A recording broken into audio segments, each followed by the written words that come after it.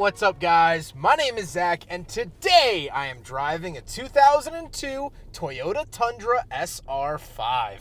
Up front is a 4.7-liter V8, and down below is a 4-speed automatic transmission. Now, I am super excited to be driving this Tundra because this is the first generation of the Tundra. I haven't driven this generation of Tundra before. However, I have driven the subsequent Tundras that came after, the second and third gen, and I'm really excited to share it with you. I think this is a really well-done truck. It's an important truck for Japanese truck history, and we'll get into all of that a little bit later on. But if you would like to submit your own vehicle, you can head on over to my website, zackpradel.com/submit. It's a quick and easy submission form. It takes under a minute to fill out, and I come out to you.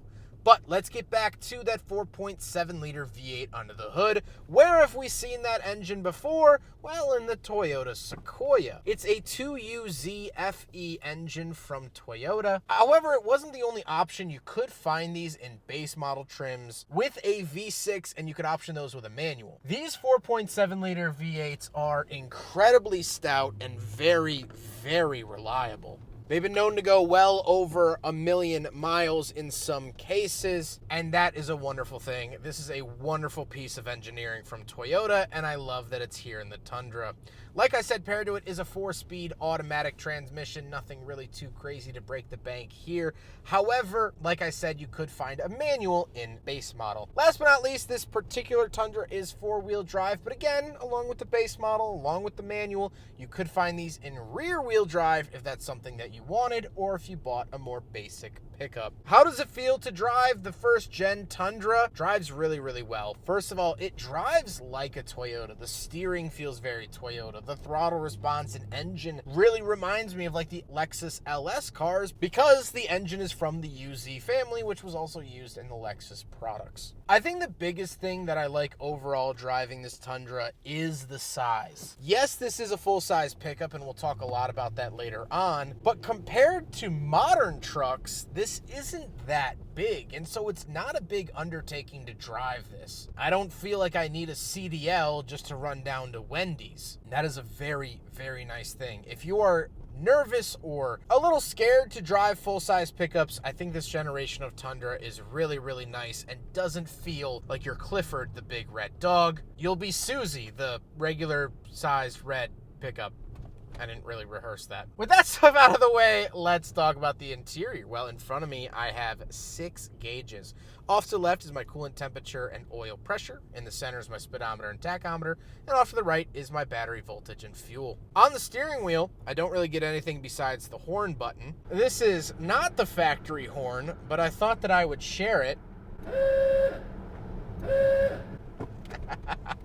It has an Ugo horn on it, and I do have cruise control off to the bottom right. Off to the left of the steering wheel, we do have a climate control vent, fog light switch, and gauge dimmer switch. Moving on to the door, we have power mirrors, power locks, and power windows. Moving into the center, we have an aftermarket radio that is surrounded by 2 climate control vents. And down below, we do have climate controls, fan speed off to the left, temperature in the center, and where to send it off to the right, as well as our hazard switch and cargo lamp, passenger airbag on and off, and we do get our push-button 4-wheel drive down below for 2-wheel drive, 4-wheel drive high, and 4 low. Very, very cool to see that. Then we do have a cigarette lighter and ashtray, and pull-out cup holders. In typical Toyota fashion, soft cups only, so my big, hard, big friggin' bottle does not fit, and unfortunately, the Tundra fails. However, those aren't the only cup holders in the vehicle. If we head up to the center console, we have more cup holders. However, they're just a little too skinny. The bottle doesn't sit all the way down, and anytime I take a corner, it would fall over. So unfortunately, it fails. Down below the pop-out cup holders, we do get 2 12-volt outlets. Big openable center console too, which is really nice. And it does fold up, and you can use it as a third center seat. So this does have a bench seat, which is really, really nice to see. The seats themselves are very comfortable. And if you went up to the limited trim level at the time, you would get leather. And I do like leather seats. However, it seems like cloth seats seem to hold up a little bit better over time. So in searching for a Tundra from this era, you might have better luck with the cloth seats here in the SR5. However, speaking of seats, we do have back seats, so let's go do a back seat review. So, I don't know if it's on camera or not, but this has like those little weird half doors, like a Mazda RX-8. And I'm back here.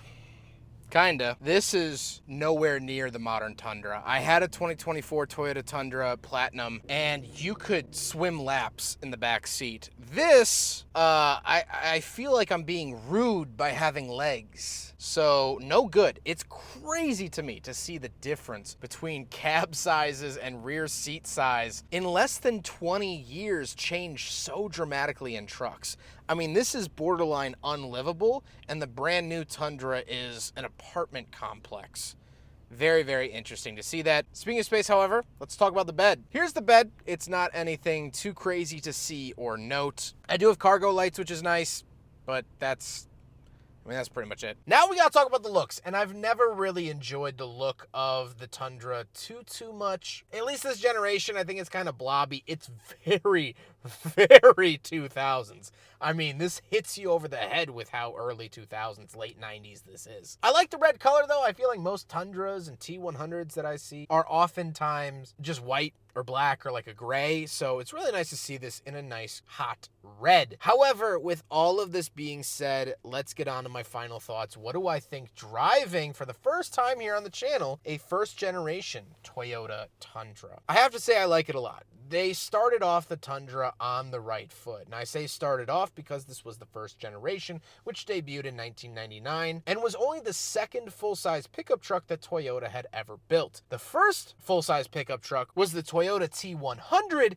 seen here randomly while I was filming this Tundra video. I've never filmed a T100. This was just randomly sitting on the street while I drove by, so I don't know whose car this is, but thank you. That was Toyota's first full-size pickup. However, the Tundra was the first full-size pickup from Toyota that was built in the United States and geared towards the American market specifically. So that to me is really cool and really special, and I think it really notes a switchover from Toyota as to focusing more on North America. We have such a huge truck market here in the United States that they actually built a plant to make them here and to service Americans before the Japanese public. Japan doesn't get the Tundra, which is pretty wild. That's like us Americans not allowed to have cheeseburgers or pizza. So it's cool to be driving something so important from that era. Everything else in here, it does it really, really well. It's a Toyota product from the early 2000s. It's gonna be reliable, it's gonna be comfortable, and it's gonna do the job that you give it. Is this the most blood-pumping, toe-curling pickup truck I've ever driven?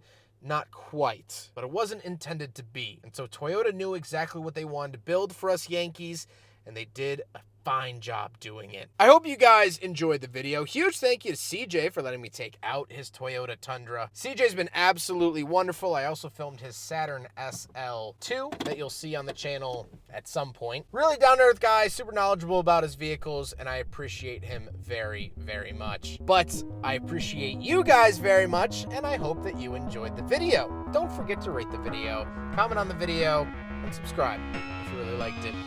Take care, guys.